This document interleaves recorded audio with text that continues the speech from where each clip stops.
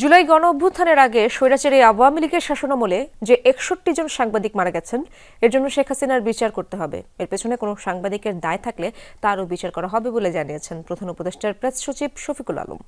ক্যামেরায় wow, style দেখাও, Xenon X21 পারলে ঠেকাও। জাতীয় প্রেস ক্লাবে আয়োজিত কেমন গণমাধ্যম চাই শীর্ষক আলোচনা সভায় তিনি কথা জানান। শফিকুল আলম বলেন, সাংবাদিকদের কম বেতন দেওয়া হয়, এই বিষয়ে ফেল করেছেন ইউনিয়ন নেতারা। মালিকরা সাংবাদিকদের আগ্রহে কাজ করেন, তাই মৃত্যুর দায় মালিকদেরও আছে। তারা সাংবাদিকদের জন্য ন্যূনতম সুরক্ষা সামগ্রী সরবরাহ করে না। প্রধান উপদেষ্টার প্রেস সচিব আরও বলেন, রাজনৈতিক দল আসলে তাদের হয়ে কাজ করতে দাঁড়িয়ে যান একটি অংশ। নতুন বাংলাদেশে নতুন ফ্যাসিবাদ বিরোধী জার্নালিজম হবে, যাতে বাংলাদেশে আর একটা ফ্যাসিবাদ যাতে না তৈরি হয়। জার্নালিজম বাংলাদেশে সুষ্ঠুভাবে খুবই ইন্ডিপেন্ডেন্টলি জার্নালিজম হবে, কিন্তু জার্নালিস্টদের লাইফটাকে আমার সেভ করতে হবে এবং জার্নালিস্টদের সবাই মিলে আওয়াজ তুলেন, যে যেখানে আছেন